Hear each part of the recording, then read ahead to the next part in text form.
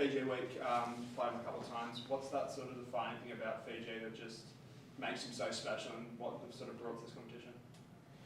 Yeah, we're just obviously previewing them this week, and they're an exciting team. You give them turnover ball and stuff like that, they can score points from anywhere. So that's definitely something we've looked at, and I think the few years they've been in this comp, they've just grown. So they've got a lot of international players, and you know, they're on the big stage. So to bring it back to Super Rugby is great to see. So for us, it's just about trying to control the game and put them in areas of the field that we want to, because they're an exciting team and they're big. So that's what we're trying to do.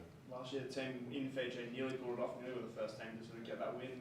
That game and pushing the extra time. What did the group learn about just how to neutralise Fiji's threats and sort of get your sort of own way attacking wise in certain parts? Yeah, the boys. It's bloody tough to play over there, as everyone can see, and teams that go over there, they're pushed to the very end. So for us, it's about what we can control early on in the game, and look, you just don't know what you're going to get, and that's the exciting thing for this game and for the game on Friday night. So, like I said before, it's going to be a tough ask. Like the first couple of rounds that they've showed, they're in it to the last minute, and for us again, it's, I guess, how can we control the game as best as we can? We know we're not going to do that for the full 80, and the momentum's going to change, but I guess how fast can we react to those things? Coming off the bye as well, I almost get the sense like the season starts again, having that sort of one game, 2 weeks off, and then all of a sudden this sort of nice run of games to the next couple of months. Yeah, I guess, the Highlanders game was good. I guess we kind of count, we only had one trial against the Brumbies. We had a hit out against the Pacifica, and that was great. But a lot of boys came back after that. So, yeah, hopefully pre-season's done, because that was tough, and I think boys will be happy to not hear pre-season again. So, look, we've been training hard still throughout, the bye week, and it's just about, what can we learn from that Highlanders game. It was definitely not the best performance, but I guess if you look at last year, we probably wouldn't have won that game. So that's a big thing we can take from that. And yeah, it's like you look over the last couple of weeks, everyone's in the game, and there's no clear top favourite at the moment, so it's exciting. Lalakai, you've obviously played centre with quite a few people. Tell us about your partnership with Joey Walton. Obviously, I know you've had one proper hit out against the Highlanders. How did that feel in terms of a partnership for you? Yeah, good.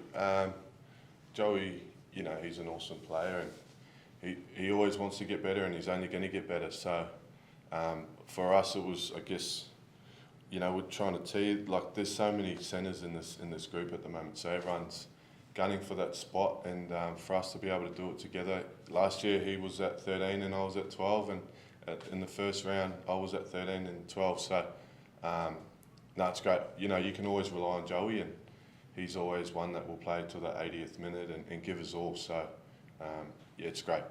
We've obviously seen in a few of the reps, Joseph, he's been tried different positions on the wing, centre, full-back. He'll almost certainly play full-back this weekend. How do you reckon, you've seen him play for the Wallabies, how do you reckon he would potentially slot in terms of rotation in the centre? Would you be confident he would fit in well? Yep. Look, Joey, he can play anywhere. Like we saw, he played full-back for the Wallabies, jumped in at 13, and I think for us as a group, it's just trying to get confidence out there with whoever we're playing with, and if that's Sue at 13 or Joey at 12, and everyone else. We've got Henry O'Donnell there, who's had a really great pre-season. So yeah, I don't think it'll be an issue for Sue, and yeah, he'll just continue being Sue wherever he is. Other than bulking up the arms in the pre-season, what was it like? It obviously went part of the next team last year and had been previous years. So how do you find that 6-7 months back here doing the grind?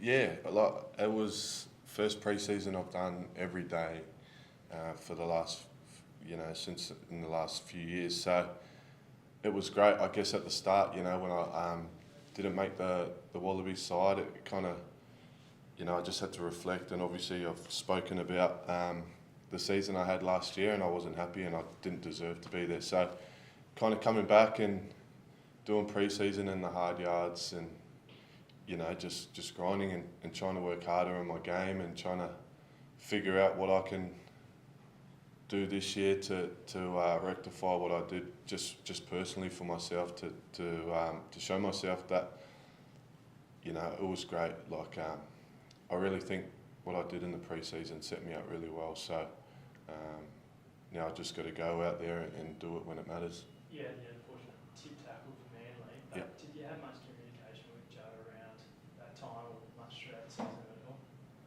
Yeah, I guess at the start when he was selecting teams, you know, he was nice enough to give me a call and I guess just tell me that I didn't do enough for the Tars that year, and which is fair enough. So I'm probably my harshest critic, and I didn't really expect to be in there. So it obviously, you know, it's an ego hit when you get the call saying you're not in the team. But I quickly brushed that off and focused on, you know, what was next. And yeah, we had a few conversations, but obviously that tip tackle didn't help me. But I guess I've said it before, it kind of summed up my whole year, right? It's just, yeah.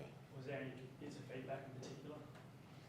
Yeah, it was more, I guess, just my movement around the field and how I get involved. And, you know, I pride myself on my ball carry and that wasn't up to scratch. And then I guess just defensively, just making good reads and when I have those good reads, go and get them. So, you know, it was good honest feedback and, you know, I probably needed it at that time. It goes without saying, obviously, your first priority is to deliver, perform for the Waratahs. Yep. No spot's easy, we know that. How much would it mean, having done that, to put yourself back in the Wallabies picture through your performances for the Waratahs? Yeah, like you said, I guess we've got a lot of competition here first and foremost. So for me, it was in the pre-season, getting my body right, mentally, being in the game, and this is, you know, it's funny because you know, last year did I wake up and get excited to come in? Probably not. You know, because of myself and where I was at with the game. So this year, you know, it's changed. I get in here every day and I'm excited. So this is, you know, my main priority is to perform consistent week in, week out for the Waratahs, and whatever happens on the back of that. I'm just worried about what I deliver on the weekends. Tell us about that. Sorry.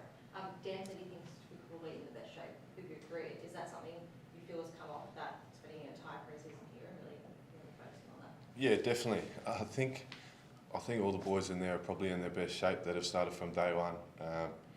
It's just a credit to the S&C staff and Dan. You know, it's one of the hardest pre-seasons I've done, and I think not overthinking, you know, about my physical side of the game, but I guess it's just happened because of how hard it was and how hard the trainings have been. And I guess, you know, you get what you put out. So it's like I just wanted to really work hard, and I feel like I'm in probably the best shape of my career.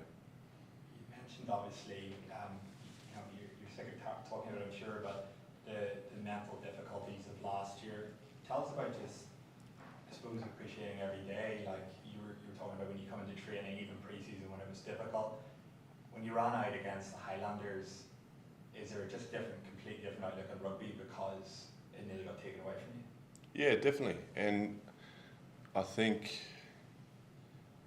yeah, like it's crazy. It can be gone in a split second, or you know, you can have a year like I feel like I did and not really get back to where you want to get to. So for me, it was, okay, how do I turn this around and use what I did last year to better myself? So running out there last Friday night was awesome. It was a great feeling. So I just want more, and I'm hungry for this year and to see what we can do first and foremost, and how I can be consistent on the back of that.